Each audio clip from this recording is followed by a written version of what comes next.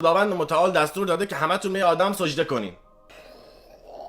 اما این چه حالت زشتی پیدا کردین؟ چرا ما باید به همه سجده کنیم؟ این عقده بازی‌ها چیه؟ هر کی جدید میاد کنون میکنیم ما باید سجده کنیم. شیطان جان از شما بعید بود عزیزم، شما سجده کن. این از چی درست شده؟ از شل و گل و لجن گندیده بوگندوی متعفن.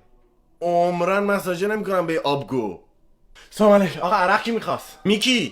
میکائیل بیا واسه موجود جدید خلق شده و سجده کنیم.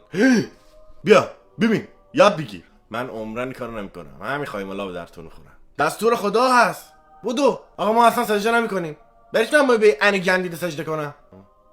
نه پروردگار میفرماد سجده کن وگرنه من میدونم و تو. بله من سجده نمیکنم. آقا ما به خدا قدم راضی به زحمت نیستیم. تو گو نخور. بودو شتی تصمیم آخر تا. من سجده نمیکنم. لا قریبا. شکر.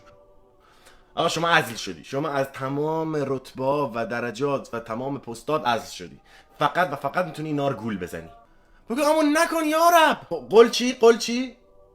نعم قل اعوذ نار نعم تاس کباب. نعم شکر. میگه همین که هست تو جونت دره همین که هست. کاری که من میگم میکنی و گرنه مثل سگ میسوزونمت میکنم تاس کباب بریونیت میکنم دهن صرف کلا همین کاری که ما میگیم میکنی و گرنه جیرتون میدیم. همین تازه خلق شده حواس باشه. آقای آینده همتون دارین میبینین این رب العالمین همین جوری آدم بفرست بالای سرشون هی کتاب بده. من بعد اصلا رسانه ندارم. همه رسانه ها که دست شما. آقا شما جایی دیدی من 2 کلمه حرف بزنم؟ یه کتابی از من دیدی اصلا؟ من بعد تو قهر جهنم انزوام قرار بکشم. آقا این چه مسخره بازیه؟ آقا یه آدم از آینده بیارین. یه آدم از آینده بیارین. من کار دارم. نه پروردگار فرمودن از آینده آدم بیار ببینم چه گوی میخوای بخوری. سلام علیک. اینجا کجاست؟ ظاهرا حموم زنونه. آقا من نامزدم خیلی گیر میده. جون مادرت من شوتی برگردونی. من شیطان تا حالا یه نفر فرستادم. یه کتابی آوردم که گولتون بزنه. به اسم شیطان نه. حرف سنگینی زد ولی میگذریم.